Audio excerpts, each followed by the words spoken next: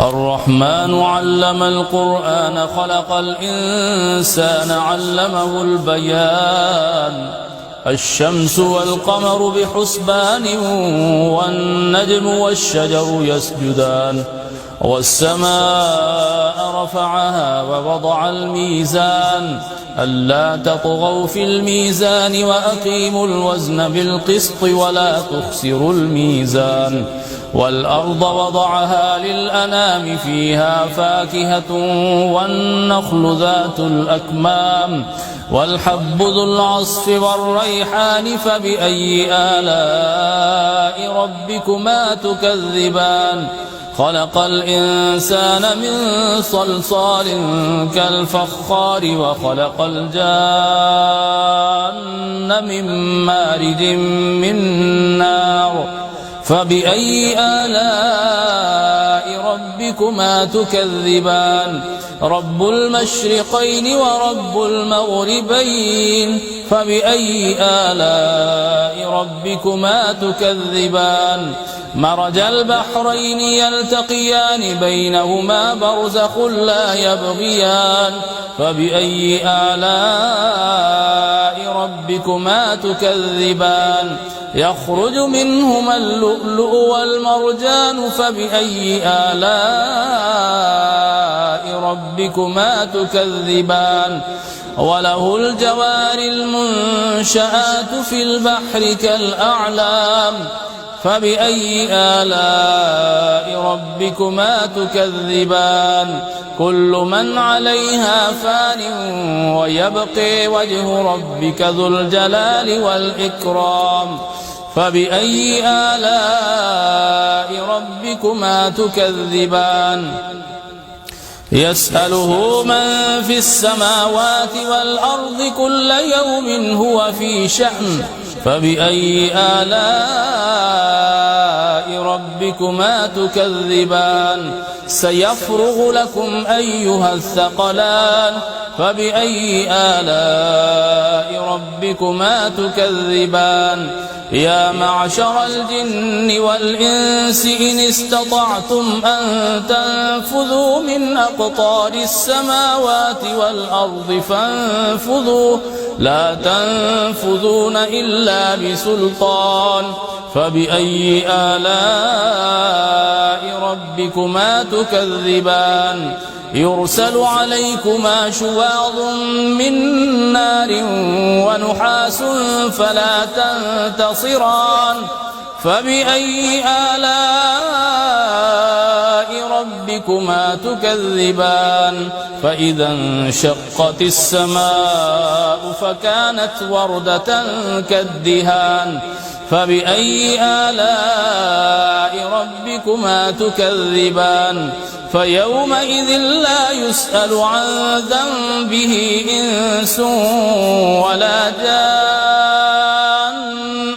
فبأي آلاء ربكما تكذبان يعرف المجرمون بسيميهم فيؤخذ بالنواصي والأقدام فبأي آلاء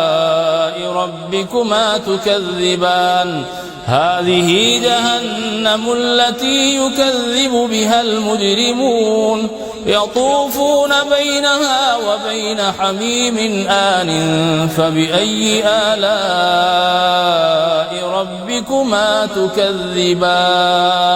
ولمن خاف مقام ربه جنتان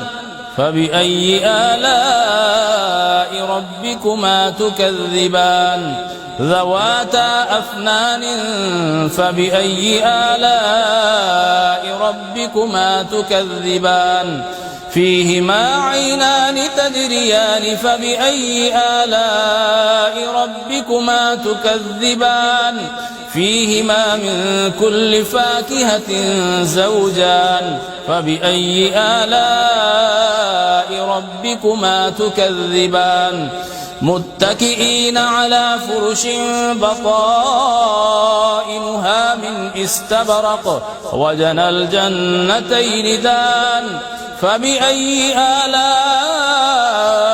ربكما تكذبان فيهن قاصرات الطرف لم يطمثهن إنس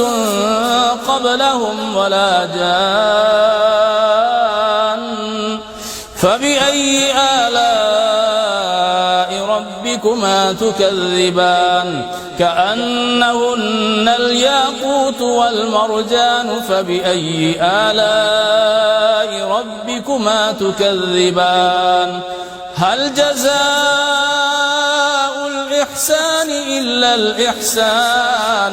فبأي آلاء ربكما تكذبان ومن دونهما جنتان فبأي آلاء ربكما تكذبان مدهامتان